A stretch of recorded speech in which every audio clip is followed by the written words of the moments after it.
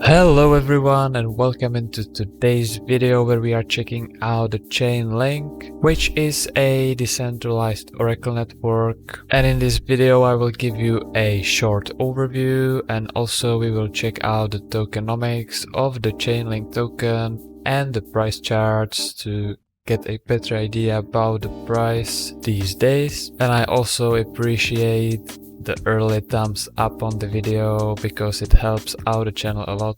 Thank you for doing so, and let's go. If you don't know what Oracle networks and blockchain oracles are, here is a great article on the Capital which I will link in the video description so you can check it out yourself in more detail, but just a quick applications overview. It can be used for monitoring inventory when the quantity of any product decreases. There will be a smart contract so that more products can be ordered. Also, and it can be used for market forecasting, so when the right conditions are met, the payment can be made. Also, for example, for carbon tax emission monitoring, and if they are too high, companies will be automatically fined. And also chain of custody sensors that can be used to tell a smart contract that the product has arrived. Also, it can solve the reliability of cryptocurrency quotes to get the most accurate data. But back to the Chainlink, we will now explore this specific oracle. So here on the chain.link, we can see that from the get-go they have immediately some codes for developers for including those smart contracts and how they are actually finding those information. But for a better overview, we have to go here to solutions, where we can see a very nice infographic. So here we have the real world data which this Chainlink network will process and transfer to any blockchain of your choice. Basically, if you are a customer of Chainlink, you can use it for your blockchain of choice. And after this data can be also processed from the blockchain and be imported to the real world, which can trigger some real world events, for example. So to repeat it again, the Chainlink is kind of a trust solution who is watching out over the blockchain and the real world events and is trusted to provide these most accurate information between those two worlds. And because it's decentralized, running on those different nodes, it's not just a single server, it's running on the blockchain as well, so it doesn't have a single point of failure. And for example, if we take the price of Bitcoin, it takes the price of Bitcoin from many sources at once to provide the most accurate price. So we've talked about the end-to-end decentralization, but also there is this cryptographic proof of the Oracle networks stored on the chain. And more in regards to the security, they also have a multiple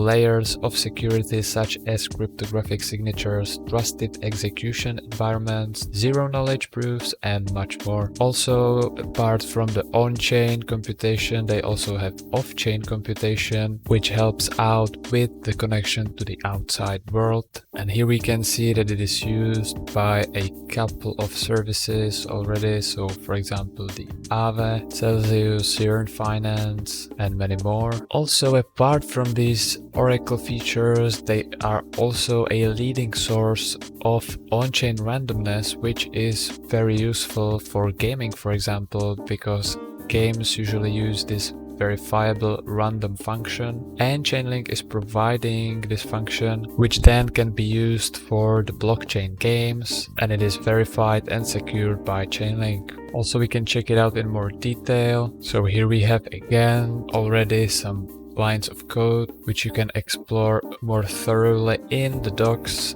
So if you are a developer, it's very easy to integrate. So here we have the random number generation for smart contracts, which can be used in the games. And the oracles are then unable to manipulate the generated result. Also, they can provide users with cryptographic proof of their game's integrity, so increasing the level of trust. And the malicious users and operators or smart contract admins cannot tamper with the resulting randomness, and it is already used in multiple applications and projects like Synthetics, Aave, Nexus Mutual, and many more. So here is just an infographic about the randomness. So traditionally there is no guarantee of tamper resistance. There can be also a malicious oracle operator which can then deliver a different result, and it all makes a big impact on the user experience. So these were the off-chain solutions, and there are also the on-chain solutions where, for example, there are malicious miners which could be exploiting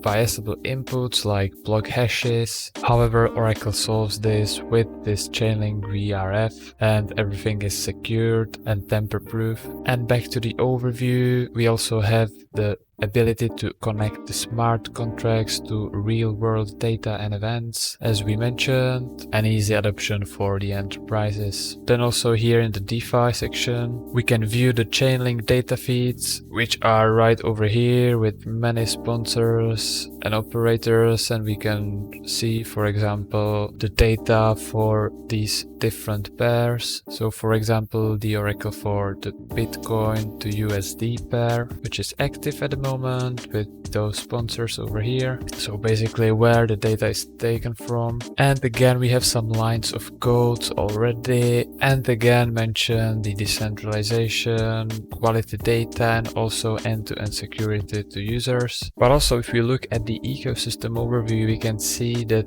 you can monetize your API by becoming a data provider. So you can sell your data with Chainlink. For example, here are some examples of the current data providers like CoinGecko, Binance, and many more. But also you can become a node operator and operate a Chainlink node, where again we have some node operators here. And that's not it, because there has been release of the Chainlink 2.0, which lays foundation for adoption of hybrid smart contracts. This was released on April 15. However, this goes again very deep into all those new features, so we will cover this in some future video. And that means that now we can take a closer look to the tokenomics, where we can see the market cap today is about 20 billion US dollars, which puts it at a spot number 12 by the market cap. And also we can see that the maximum supply is kept at 1 billion coins. However, now the circulation is just over 420 million coins. However, there has been some shady action with adding new coins into the circulating supply over the past couple of months, because it has been rising steadily every week by a couple of millions, because the developers have been selling their coins and thus giving them back into the circulation. However, the reasons are not clear just yet. Also here in the markets we can see that it is available on Binance and Coinbase Pro, so the two most renowned centralized exchanges, but also on Uniswap if you want to do it in the decentralized way. And now let's jump into the price charts, where we can actually see, if we zoom out, quite a perfect steady uptrend all the way since June 2018. So actually from the highs of the 2017-2018 bull run, it didn't fall down that dramatically, but since these lows over here, it has been just going up very steadily with a solid bull run, and it is still climbing up in this price channel. So if we zoom in a little bit, we can see that today we are about 47, 48 US dollars per coin, sitting just over here in this lower part of this price channel, which is very significant in my opinion. And we can see that rarely it goes out of this channel, but just for a very short period of time. So this looks like a very stable appreciating coin.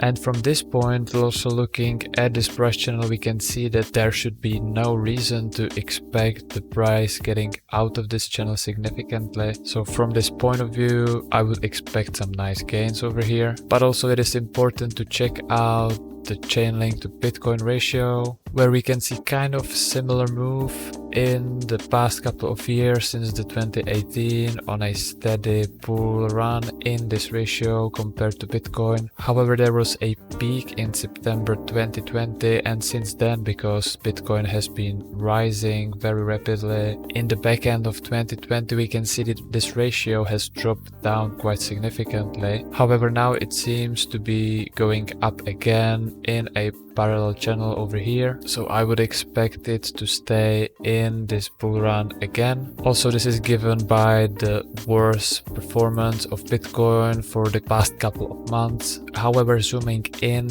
a little bit again, we can see that we are on the upper side of this price channel, so maybe the value compared to Bitcoin can drop a little bit, which could imply that the Bitcoin will start to rise again. However, that's remained to be seen in the future. And this is it for today's overview of Chainlink and Oracle networks. I hope you enjoyed this one. If so, please make sure you are subscribed to a future video about Chainlink and Chainlink updates, and also you can smash the like button to help the channel out in the YouTube algorithm. Thank you for doing so, thank you for watching, and I will see you in the next one. Cheers!